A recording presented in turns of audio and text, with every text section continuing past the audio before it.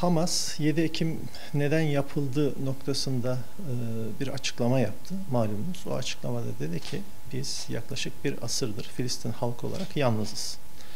Dolayısıyla bu yalnızlığın sonucunda biz artık Birleşmiş Milletler'in tüm kararları dikkate alınmadığı için mecbur kaldık.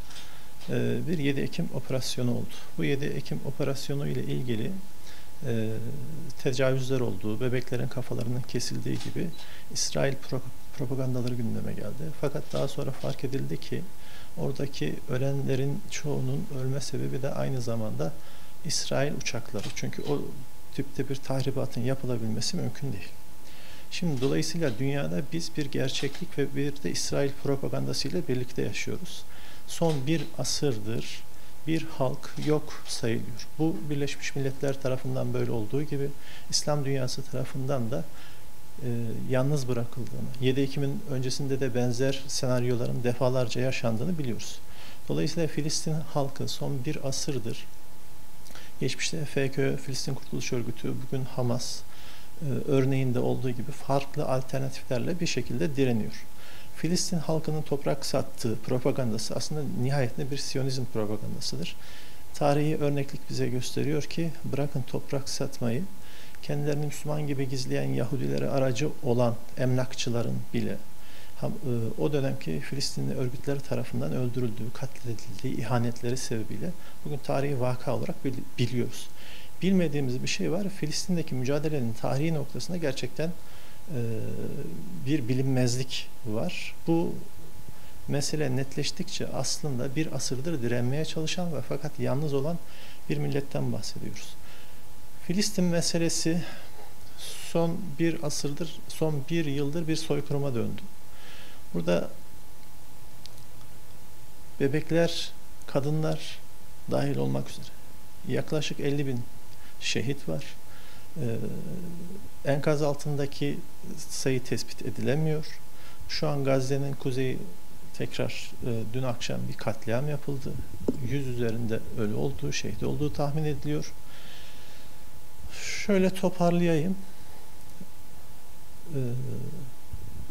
Bizim için neden önemli bölge? Bir insansanız buna kayıtsız kalmanız mümkün değil.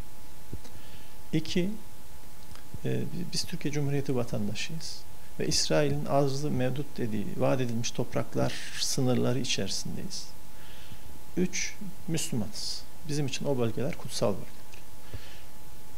İsrail'in bize dokunamayacağını düşünenler biraz İsrail'in tarihine bakmak zorundalar. İsrail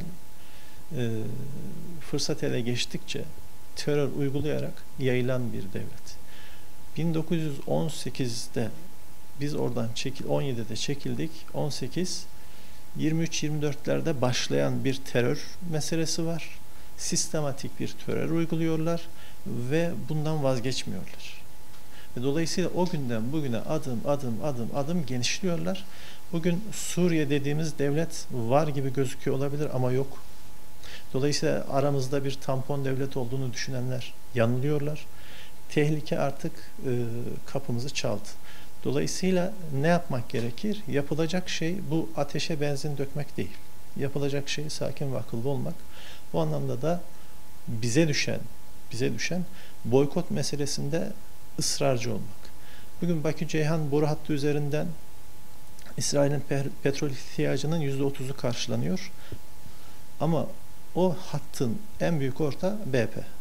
Dolayısıyla Bakü-Ceyhan'ı dillendirip BP'yi dillendirmemek olmaz. Her alanda İsrail mallarını bütün dünyada, başta Türkiye olmak üzere, bütün dünyada boykot edeceğiz ve dünyayı esir almış olan bu yapıdan kurtulacağız. Birleşmiş Milletler üzerinde bugün 5 devletin veto hakkı var ve dolayısıyla şu anda dünyadaki herhangi bir devletin, milletin, halkın söz söyleme hakkı yok. Böyle bir dünya düzeni sağlıklı değil. Dolayısıyla bunu dillendirmek gerekiyor ama bunun için öncelikle Ahtapot'un kollarının Türkiye'deki uzantılarını boykot marifetiyle temizlemek gerekiyor. Yerli ve milli sermayeyi güçlendireceğiz. Biz ne kadar güçlü olursak İsrail o kadar zayıflayacak. İsrail'in uzantıları o kadar zayıflayacak.